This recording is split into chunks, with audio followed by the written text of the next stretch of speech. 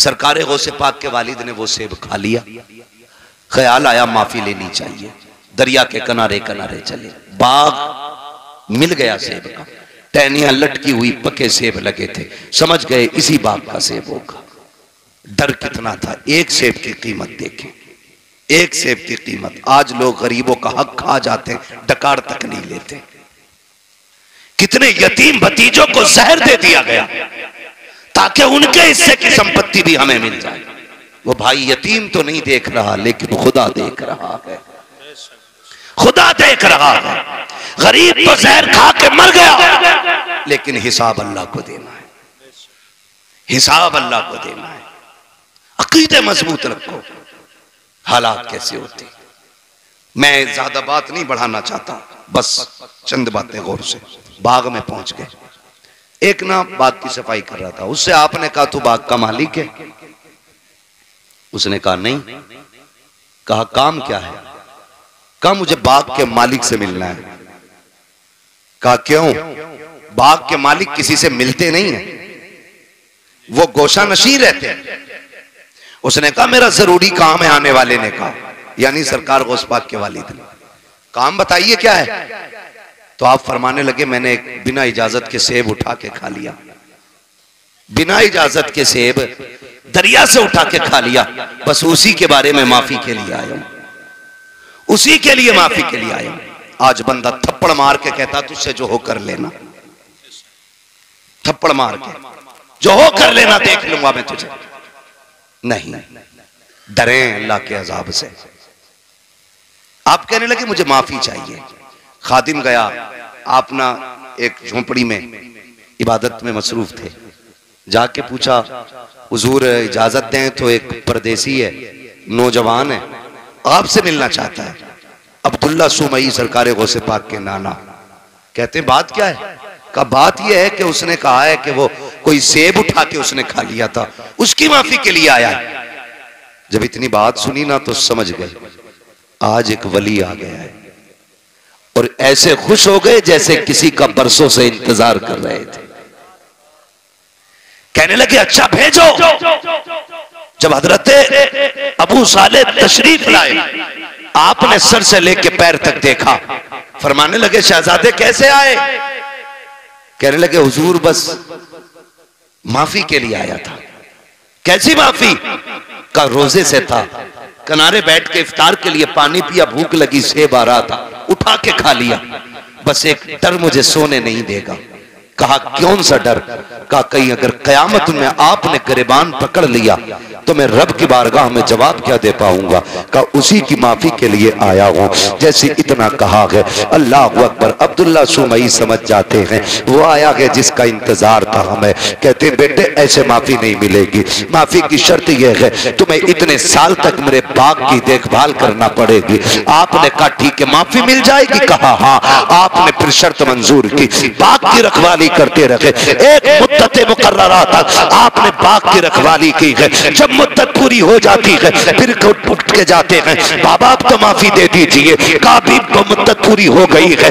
आप कहते हैं मुद्दत पूरी हो गई? कहा हाँ। माफी चाहिए? कहा हाँ। कहा इतने दिन और आपको काम करना पड़ेगा। फिर आपने शर्त मानी है। जब भी मुद्दत पूरी हो जाती है फिर जाते हैं। कहा बाबा आप तो माफी दे दो। कहा बस एक शर्त रह गई है, अगर ये मान लोगे तो मैं तुम्हें माफी दे दूंगा। कहा कौन सी शर्त है? कि तुम्हें मेरी बेटी से निकाह करना पड़ेगा, निकाह करना पड़ेगा। इतना सुना आंख में आंसू आ गए। बाबा जी ये फैसले हमारे घर के बड़े किया करते हैं, हमारा तो काम नहीं है। कहा अगर नहीं कर सकते तो जाओ, फिर आज के बाद तुम्हें सेब की माफी नहीं मिलने वाली। आप कहते हैं मंजूर है, सेब की माफी के लिए हम ये भी करेंगे। कहा पहले सुन तो लो बेटी कैसी है। कहा बताइए। कहा आंखों से अंधी है मेरी बेटी, हाथों से लूली है मेरी बेटी, पैरों से लंगड़ी है, कानों से बहरी है, जबान से गूंगी रही है, इतने नाम सुनते जा रहे हैं, सोच रहे हैं एक हसीन से निकाह करने के लिए खानदान की रजा लेनी पड़ती है,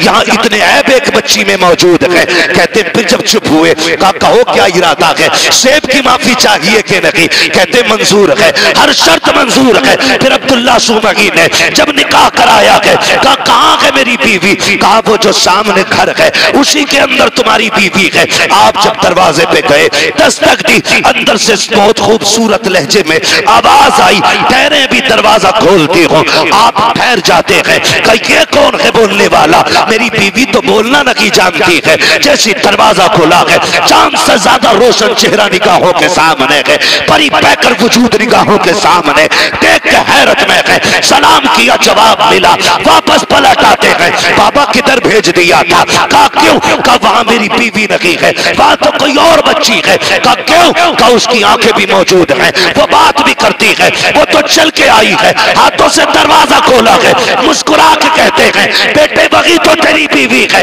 कहा ये कैसे हो सकता है? कहते नहीं बेटे तुम सुनो तो सही, मैंने आंखों का अंधा इसलिए कहा था कि उसने आज तक शरीयत के खिलाफ कोई चीज नहीं देखी है, आज तक गैर महरम को नहीं देखा, गूंगी इसलिए कहा था, कभी जबान से नाजायज जुमला नहीं कहा।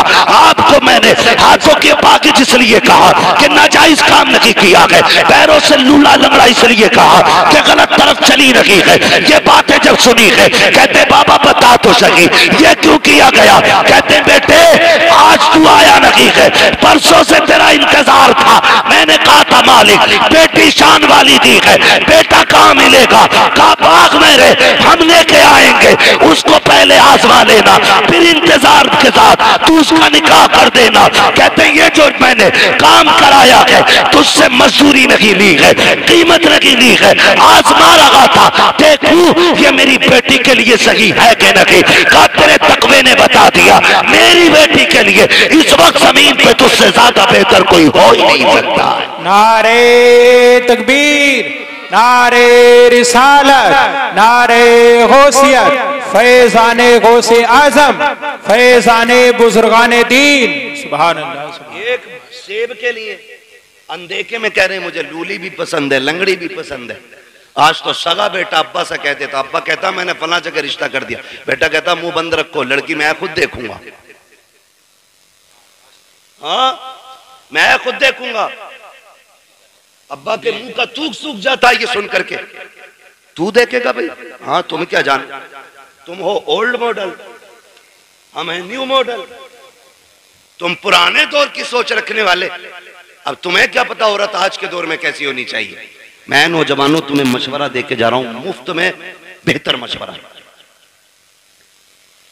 बताऊं, जब भी निकाह करना माँ बाप की मर्जी से निकाह करना,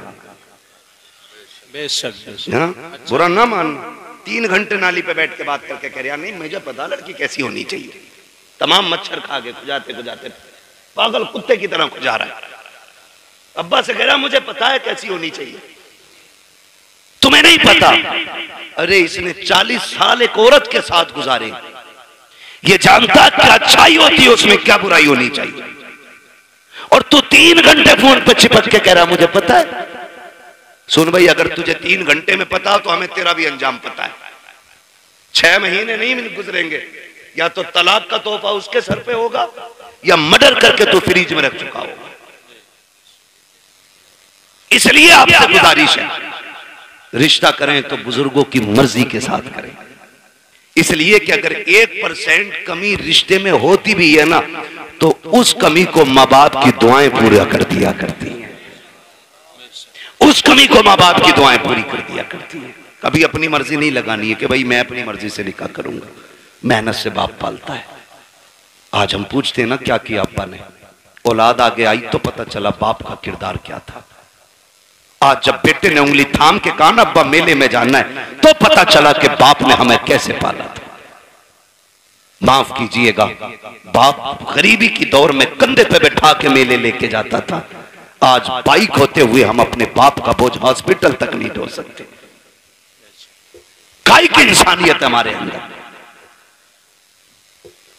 अपना सगा बाप गर्मी के मौसम में तेरे मेरे पेड़ के नीचे टाइम काटता है, और हम बीवियों के साथ ऐसी फ्रिज कूलर में, और कह रहा मौलवी तावीज दे दे बरकत हो जाए।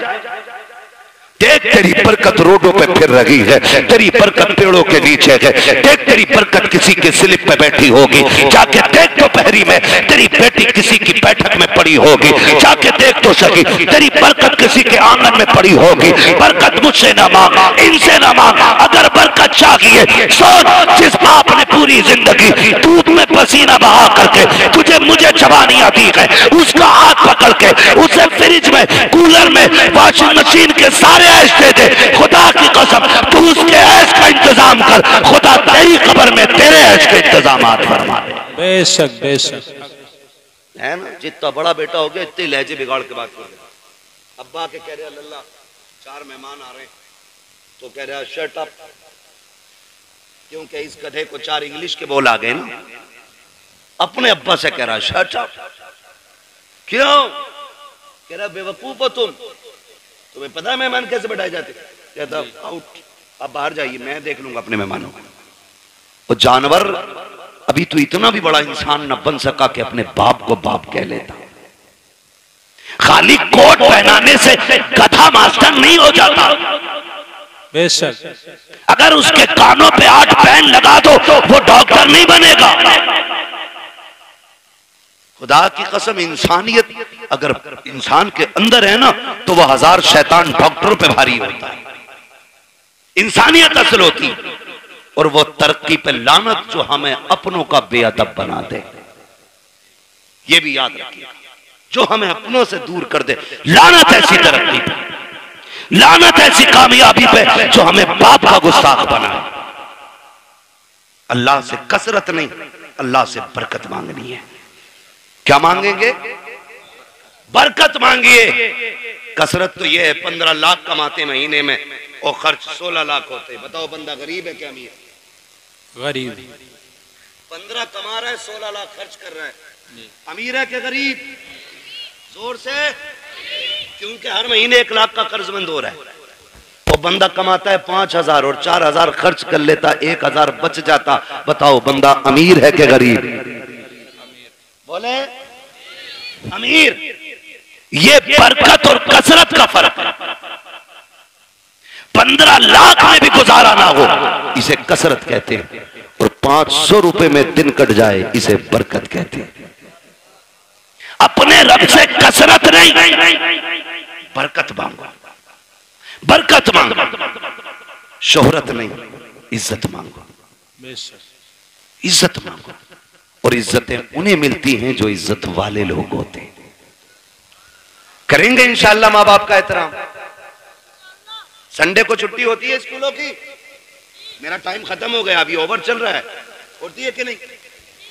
संडे को छुट्टी होती है, ऑफिस की, कॉलेजेस की, इन सब की छुट्टी होती है, तो कोई वाइफ के साथ, दोस्तों के साथ छुट्टी मनाने जाता है। अल्लाह तौफीक दे, घर में बूढ़ा बाप हो, खाने पीने की गुंजाइश हो, एक दिन गाड़ी में बैठा, लेके निकल मार्केट, उससे पूछ जैसे वो बचपन में पूछा करता था क्या खाएंगे। कभी बाप से कहना अब्बा क्या खाएंगे, दिखा कभी उनको, अब्बा तुम्हारे दौर में ये कोल्ड ड्रिंक नहीं होती थी, अब्बा तुम्हारे दौर में ये आइसक्रीम नहीं होती थी, अब्बा इस दौर में देखो, अब्बा बताओ ना क्या खाओगे। खुदा की कसम तेरे खिलाने से खून नहीं, तेरा इतना कहने से ही बाप का खून बढ़ जाएगा, इतना कह देने से बाप का खून बढ़ जाएगा। खाली कहो अब्बा खाना क्या, रोज कहते हो ना बेटे बता क्या पकेगा, रोज पूछते हैं हम। दीदी कहती है ना क्या बनना है, पूछ लो बच्चों से। बच्चे कहते हैं चिकन खाना, मटन खाना, ये फ्राई वो फ्राई। हम ये कहते हैं, कभी माँ बाप को बैठा के कहे अब्बा आज तुम बताओ क्या बनेगा, आज जो तुम कहोगे वो पकाया जाएगा। कभी उनकी मर्जी से भी खिलाओ, कभी उनकी मर्जी से बनाओ। और बीवी से कहते सुन, बहुत सुनिए, हर जगह अपनी चलाई हमने, लेकिन आज के बाद हमारे माँ बाप की चलनी है, इनकी मर्जी से पकेगा, जो ये कहेंगे वो खिलाया जाएगा। खुदा की कसम मैं समझता हूं 50% दवाएं बंद हो जाएंगी अगर औलाद बाप के साथ ये रवैया इख्तियार कर ले। एक टूटा हुआ इंसान, एक बिछड़ा हुआ इंसान, एक जंगल में खोया हुआ इंसान किसकी तलाश करता है? एक सच्चे हम सफर की, एक हमदर्द की, एक ऐसे शख्स की जो उसका दुख सुन सके। बाप उसी खोए हुए इंसान की तरह है बुढ़ापे में, उसी टूटे हुए शख्स की तरह है बाप जिसे दुनिया ने छोड़ दिया। वो चारपाई पे पड़ा है, उसे आज तेरे सेब की जरूरत नहीं, तुम्हारे जूस की जरूरत नहीं, आज उसे तुम्हारे दो मीठे बोलों की जरूरत है। बेशक। लोग पूछते हैं क्या करें अब्बा की खिदमत, मैं सीधी बात कह देता हूं, अब्बा की खिदमत ही अगर करनी है ना, बूढ़ा बैठा हो ना और टेक लगा के बैठा हो, आप पीछे खड़ा हो, कंधे दबा के कहे अब्बा इन्हीं कंधों पे लेके जाते थे ना, वो मुस्कुरा के तुझे देखेगा, खुदा की कसम दुआएं होने लग जाएंगी। तू कभी कंधे दबा उसके, कभी तलवों में बैठ, कभी उसके गले में हाथ डाल, यारों के साथ तो खड़े हो जाते हो, बगल में बगल डाल के खड़े हो जाते हो, यूं भी लिपटा लेते हो, यूं भी पकड़ लेते हो, कभी बाप के कंधे पे हाथ रख के कहे अब्बा बताओ ना जिंदगी का कोई मंजर तुम्हें याद है कि नहीं, बताओ तुमने जवानी में कौन सा बड़ा कारनामा किया था। खुदा की कसम देखना जो ऐसे सिमट के बैठा होता है, जब बच्चे कहते हैं अब्बा बताओ जवानी का, फिर वो यूं होके बैठ के कहता है सुन जब मेरी उम्र 25 साल थी मैंने ये कारनामा अंजाम दिया था, जब मैं 30 साल का हुआ मैंने ये कारनामा अंजाम दिया, और जब बात तारीफ की आए बाबा कह के उसका हौसला बढ़ाता जा और ये कहता जा अब्बा ये तेरा जिगर था जो तूने किया है, ये तेरा हौसला था जो तूने किया है, अब्बा हमसे तेरी तरह नहीं होगा, इतना कह के तो दे। खुदा की कसम अगर बुढ़ापे में जवानी नजर ना आ जाए तो आगे बात कर। नारे तकबीर, नारे रिसालत, अजमते वालिदैन, अल्लामा मुफ्ती हम्माद रजा साहिब किबला। वक्त दो अपने बाप को, बैठा करो उनके पास, कभी पूछो उनसे हाल चाल, अब्बा बताओ ना कैसी कट रही है, अब्बा बताओ ना क्या हो रहा है, वो तुम्हें हाले दिल बताएगा, वो तुम्हें हाले दिल बताएगा। फिर उसके साथ बैठो, उससे पूछो, उसको सुनाओ अपनी, खुदा की कसम फिर जीने के मजे देखो। बेटे बेटे मेरे सामने कोई ऐसा नहीं है जो हम में बिना बाप के आया है ना, सारे बाप वाले लोग हैं ना अल्हम्दुलिल्लाह, है कि नहीं भाई? समझदार बच्चे बैठे हैं, कोई ना समझ नहीं है, फिर सर नहीं हिलाना है, जुबान से बोलना है कि नहीं, सारे बाप वाले लोग हैं ना। अल्लाह ने सबको बाप की नेमत से नवाजा है, ये अलग बात है, कुछ कब्रिस्तान में आराम कर रहे हैं, कुछ बिस्तर में आराम कर रहे होंगे, लेकिन सारे बाप वाले लोग। जानते हो जिसका बाप ना अपनी कठिनाइयां गिनाया करे, उस बेटे पे लाजिम है वो और ज्यादा सिमट के अपने बाप के पैरों में बैठे। आज तुम्हारी जेब पे मेडल लग गया ना, आज तुम शान वाले हो गए ना, लेकिन बाप के आगे कुछ नहीं, बाप के आगे कुछ नहीं। वो कभी तुम कहो ना अब्बा बताओ ना घर का खर्च कैसे चलता था, वो ये कहना यार तुम्हारे दौर की तो बात अलग है, हमने तो यार रक्शे चला के बस पेट पाले। तो उसके कदमों में बैठ के कहे अब्बा आज जो ये कलम का दौर है ना, ये तेरे रक्शे का कमाल है, उस कामयाबी को भी बाप की मजदूरी पे डालो। कभी कभी ना बेटे कह देते हैं तुम्हारे रक्शे की वजह से हम जलील हुए, तुमने किया ही क्या है रक्षा चलाने के लिए। ओ भाई जब बाप पसीने में डूब के घर आए ना मजदूरी का पैसा लेके, और पसीने में कपड़े भीगे हों, उसे मजदूर कह के जलील न कर, उसका हाथ पकड़ के कह अब्बा एहसान है कि तू हमें पाल रहा है, शुक्र है तेरे कपड़े मेहनत के पसीने में तो भीगे हैं, लेकिन किसी के हराम के खून में भीगे हुए नहीं है। तूने हमें चटनी की, हमें पसीने की कमाई की चटनी खिलाई है, हराम के मुर्गे नहीं खिलाए हैं। ये उससे कह खुदा की कसम आज उसने 1 रुपए मेहनत की है, कल वो तेरे लिए 1.5 रुपया मेहनत करके लेके आए। लेकिन हम ना निकम्मे हो गए, हमने बाप की मेहनत पे पानी फेर दिया। और याद रखिएगा मैं आपको बता दूं, लोग पूछते हैं वजीफा वजीफा, एक सीधा सा वजीफा, वली बनना चाहते हो तो माँ बाप से दुआएं लिया करो, वली बनना चाहते हो तो माँ बाप से दुआएं लिया करो। माँ बाप दुआएं कर दें तो अल्लाह बच्चों को वली बना दिया करता है। बच्चों को अल्लाह, थक गए ना आप लोग, मैं तो पहले ही मना कर रहा था 1.5 घंटे की सुई ना ले जाए। माँ बाप की दुआओं से अल्लाह बच्चों को जोर से वली बना देता है। ये माँ बाप की दुआएं होती, जो हम 10 साल के सजदों से नहीं पाते ना, वो माँ के 2 आंसू दे देते, 2 आंसू दे देते। फर्क है, लेने वाला होना चाहिए, लेने वाला होना चाहिए। इनके कदमों में बैठो, इनकी जूतियां उठाओ। हम कितने भी बड़े हो जाएं, माँ बाप से बड़े नहीं हो सकते। सरकारे बगदाद पढ़ें आप तारीख। जाने लगे, माँ ने क्या कहा, बेटे अब्दुल कादिर जा रहे हो? जी अम्मी। का जरा हाथ में हाथ तो दो। का लो, हाथ में हाथ दिया। कहने लगी बेटे वादा करके जा, कभी झूठ नहीं बोलेगा। खुदा की कसम, ये माँ की जबान थी, झूठ नहीं बोलेगा। माँ वादा करता हूं, ना आज तक बोला है ना आज के बाद कभी झूठ बोलूंगा। ये वादा आज इसलिए लिया गया, अब तक तो माँ के सामने थे, अब माँ की नजरों से ओझल हो रहे थे। माँ वादा ले रही है। एक झूठ कितनी बुराई के दरवाजे खोलता है। ये सरकार गौस पाक की अम्मी का वादा बता रहा है कि सबसे बड़ा वादा लिया, अब्दुल कादिर झूठ ना बोलना। ये वादा लेके चले, चोरों ने पकड़ा, लूटा सबको। आपके पास भी आया, छानबीन की, नहीं मिला, चला गया। बादशाह ने पूछा जो डाकू का सरदार था सब कुछ ले आए? कहा हाँ। कहा कोई बचा तो नहीं?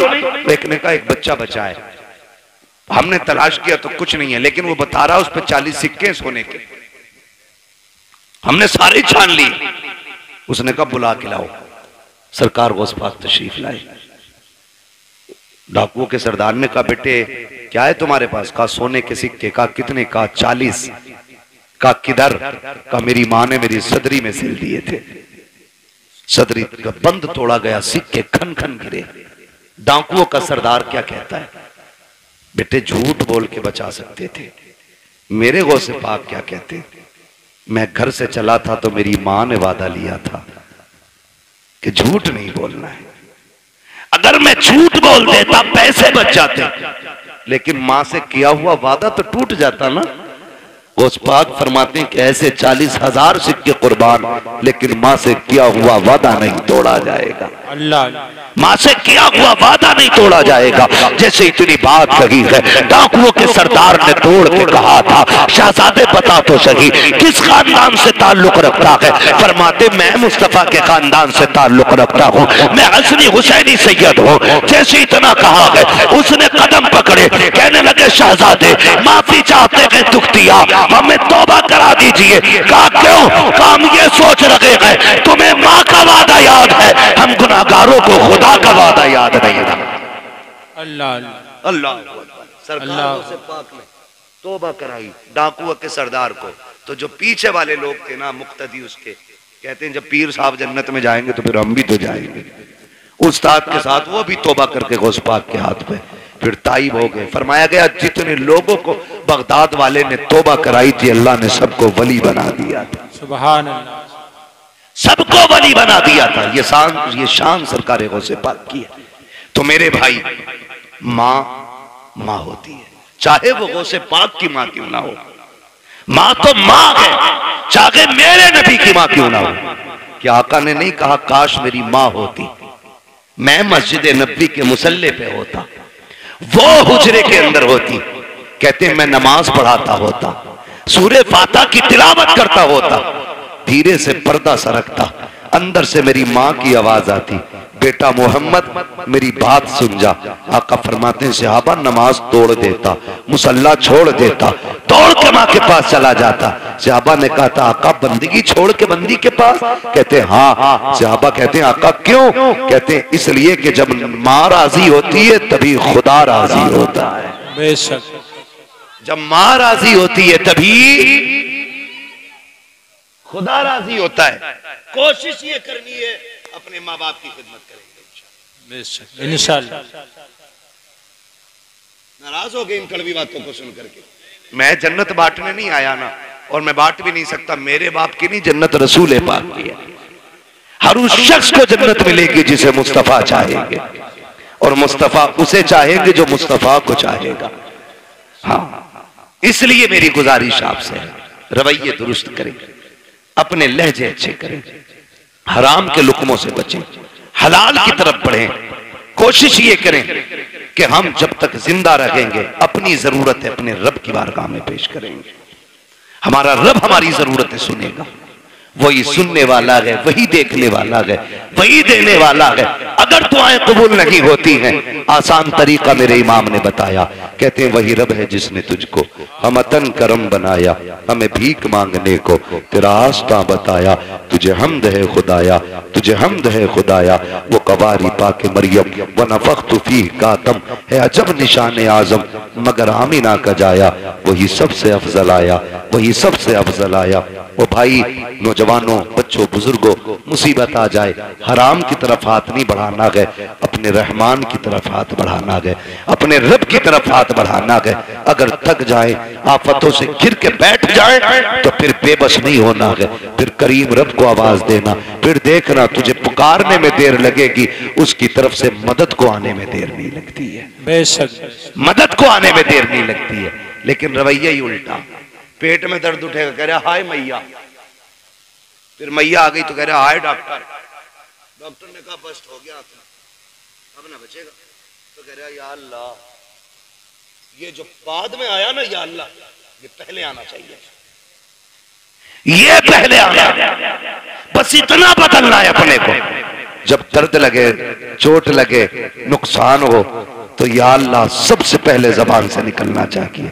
तुम पहली तकलीफ है अपने रब को आवाज दो, खुदा की कसम वो ऐसा कादिर मुतलक है, ऐसा कादिर मुतलक है कि किसी तबीब, किसी दवा, किसी हकीम, किसी अक्लमंद की जरूरत नहीं पड़ेगी, वो अपने करम से तुम्हें लम्हों में शिफा अता फरमा दे।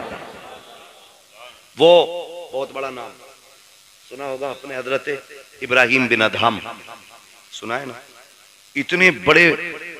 इतने बड़े रुतबे वाले के बादशाह थे, अपने वक्त के बादशाह, लेटे हुए अपने महल में, तो अचानक धब धब की आवाज आई।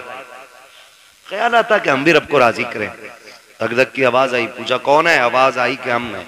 क्या कर रहे हो? क्या ऊंट ढूंढ रहे हैं। कहा छत पे ऊंट। कहने लगे तो क्या हुआ? ऊंट गुम गया, हम अपना ऊंट ढूंढ रहे हैं। कहा छत पे तुम्हें ऊंट मिल जाएगा। तो उन्होंने कहा सुनो, अगर हमें छत पे ऊंट नहीं मिलेगा तो तुम्हें भी तो इन बिस्तरों पे खुदा नहीं मिल सकता है। ऊंट तलाश करने के लिए जंगल जाना है तो फिर तुम्हें भी ये शाही लिबास बिस्तर छोड़ कर रब को तलाश करना पड़ेगा। छोड़ दिया, सब लात मार दी, ठोकर मार दी, जंगलों में निकल गए, अल्लाह अल्लाह करने लगे। आपके मामू हजरत इब्राहिम बिन अदहम के पास गए। आप ना एक फटा हुआ कपड़ा अपना सिल रहे थे सुई से। सुने देख रब कितना अजमतों वाला है, सिल रहे हैं अपना कपड़ा। वो कह रहे हैं ना, मामू पहुंच गए, सलाम वालेकुम। वालेकुम, कैसे? बस अपनी गुदड़ी सिल रहा। मामू ने कहा कितने अच्छे दिन थे जो शाही लिबास पहनते थे, ताज रहता था, खादिम खड़े रहते थे, क्या मिला तुम्हें ठुकरा के बादशाह? आज ये फटे कपड़े सिल रहे हो ना, क्या मिला? क्या मिला? आपने इतना सुना ना, पूछना चाहते हो मुझे क्या मिला? कहा हाँ, आपने जो सुई हाथ में थी दरिया में फेंक दी। कले सुई थी, उससे भी हाथ धो बैठा, अब सिलेगा कैसे? फरमाने लगे ठहरो, आवाज देते मछलियों जरा सुई लेके आओ। जब इतनी आवाज दी ना तो सारी मछलियां, हर मछली के मुंह में एक सोने की सुई मौजूद थी। सुभान अल्लाह। कहने लगे मामू देखो, सबके मुंह में एक सोने की सुई। कहने लगे ये नहीं चाहिए, मेरी सुई लाके दो। एक मछली आपकी सुई लेके आई, उसमें धागा भी मौजूद था। आपने फरमाया हाँ यही मेरी सुई है। कहने लगे सुनो, जब तख्त पे बैठता था तो सिर्फ जमीन के चलने फिरने समझने वालों पे हुकूमत थी, जब से रब का हो गया हूं कायनात मेरी हो गई है। जब से रब का हो गया हूं कायनात मेरी हो गई है। रब के होने के आदी बने, खुदा की कसम वो अपने कर्म से तुम्हें वली बना देगा। वली कहते हैं किसको? उसी को वली कहते हैं जो अल्लाह का होता है। वो बात याद आ गई। एक ना दीवाना गुजर के जा रहा, दीवाना गुजर के जा रहा था, बारिश का मौसम। किसी ने देखा मजरूब जा रहा, उसने कहा भाई दूध पी लो। गरम गरम दूध पिलाया, पिया, चल दिए, शुक्र अदा किया। आगे चले, वो खड़ाव पहन रखी थी दीवाने ने, है ना, तो छप छप करके जा रहे थे। एक दीवाना अपनी महबूबा के साथ बैठ के गुलछर्रे उड़ा रहा था। उसके पैर की छींट ना दीवाने के उसकी महबूबा के कपड़ों पे आ गई। उसने कहा पागल दिखता नहीं है? उसने कहा मैडम क्या हुआ? जो उसका महबूब था कहा कि इसने मेरे कपड़ों पे गंदगी डाल दी। तो महबूब था उसका, ओवर एक्टिंग भी की, थोड़ा सा उठा और दीवाने के थप्पड़ मार दिया। दीवाने ने आसमान की तरफ देखा, कहने लगा शुक्र है मालिक तेरा, कभी बैठा के दूध पिलाता है, कभी थप्पड़ लगवाता है, कभी दूध पिलाता है, कभी थप्पड़ लगवाता है। अभी चंद कदम चला था, ये तो गुजर गया। वो उठी अपनी जगह से, चली, गिरी और मर गई। मर गई। किसी ने कहा कि जिसके थप्पड़ मारा ना उसने बद्दुआ की थी। लोग दौड़े, पकड़ के लाए, कहने लगे तूने इसके लिए बद्दुआ की थी? उसने कहा नहीं। कहा फिर ये मर कैसे गई? कहा सीधी सी बात, हिसाब बराबर हुआ। कहा क्या? कहा जब मेरे पैर से कीचड़ उछल के इसके महबूब के ऊपर पड़ी तो इसको बुरा लगा, इसने मुझे थप्पड़ मारा, और जब इसने मुझे थप्पड़ मारा तो फिर मेरे महबूब को बुरा लग गया। इसने अपनी हैसियत से बदला लिया, उसने अपनी शान के मुताबिक काम कर दिया। उसने कहा झगड़ा कोई नहीं, हिसाब बराबर है, हिसाब बराबर है। यही हजरत अली फरमाते हैं कि जब भी तुम्हारा मुकाबला किसी गरीब से हो तो अल्लाह से डरना, गरीब से डर जाना, कमजोर से डरना, भले ताकतवर से मत डरना। किसी ने कहा था अली कमजोर से क्यों डरना? ताकतवर से डरना समझना आता है, कमजोर से डरना समझना नहीं आता। तब हजरत अली ने कहा था सुनो, जब ताकतवर पे तुम ताकत दिखाओगे तो वो अपनी ताकत से बदला ले लेगा, लेकिन अगर तुम कमजोर पे ताकत इस्तेमाल करोगे तो वो बदला खुद नहीं लेगा, उसका बदला अल्लाह लेता है। कौन लेता है? अल्लाह लेता है। इसलिए हमेशा कोशिश ये करना कभी किसी का दिल ना टूट जाए, कभी किसी की आह ना लग जाए। वो भाई शान से जी लेना की काफी नहीं है। ये जनाजे के कंधे भी बड़े अहम हुआ करते हैं, जनाजों में चलने वाले लोग भी बड़े अहम होते हैं। खाली भीड़ बढ़ा लेना काफी नहीं है, उनके अंदर हमदर्दों का होना भी बड़ा जरूरी होता है। किसी को इतना सता के ना जाना कि तेरे जनाजे में हंसता हुआ जाए और वो ये कहे अच्छा हुआ मर गया। अगर किसी ने इतना कह दिया, अल्लाह कयामत में तेरे बगल में खड़ा करके कहेगा बता क्या दिल दुखाया था जो तेरी मौत पे ये खुश हो रहा था, कितना सताया था जो इसने तेरी मौत पे खुशियां मनाई थी। कोई बचाने वाला नहीं होगा। अपने मरने के बाद ऐसे हालात छोड़ जाना ताकि गरीब रो के ये कह सके मालिक आज के बाद सहारा कौन बनेगा, भूखों को कौन खिलाएगा, प्यासों को कौन पिलाएगा। ऐसे लोग छोड़ जा, तेरा तीजा हो ना हो तुझे बख्शवाने के लिए कब्र में मुस्तफा आ जाए। सुभान अल्लाह। असल ये है लहद में इश्क रुखे शह का दाग लेके चले, अंधेरी रात सुनी थी चराग लेके चले। तेरे गुलामों का नक्शे कदम है राहे खुदा, वो क्या भटक सके जो ये सुराग लेके चले। इसलिए अपने मरने के लिए तैयारी कर लें। अरे हम तो मर जाएंगे यार, हमें क्या देखना। नहीं, बड़ी गैरत आती है, बड़ी गैरत आएगी। बहुत गौर से ये बात सुन लें। कई बार ऐसा होता है अब्बा की कब्र पे खड़े होकर बेटा कहता भाई मेरे अब्बा ने किसी के पैसे लिए तो बता दो, मैं दे दूंगा, मैं दे दूंगा। अब्बा की कब्र पे खड़े होकर भाई मैं इस माइक की वजह से अपनी रोटेशन पे नहीं बोल पा रहा हूं, शजरा तो कतई नहीं पढ़ पाऊंगा इस पे, मैं बिना माइक के पढ़ दूं क्योंकि माइक जो है ना जब मैं अपनी ताकत में आ रहा हूं तो ये बिल्कुल दबा दे रहा है।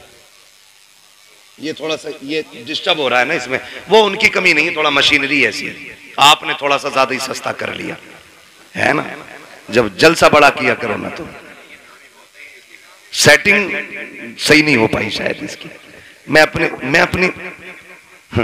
अपनी खुद रोटेशन पे जिस ले में मैं बात बोलता हूँ बोल ही नहीं पा रहा हूँ। थोड़ी देर बोलता हूँ आपको ही समझ आना बंद हो जाती है ना। बस तवज्जो कर लें थोड़ा सा, जरा बोल दें सुभान अल्लाह। मैंने क्या बात कही अभी आपसे?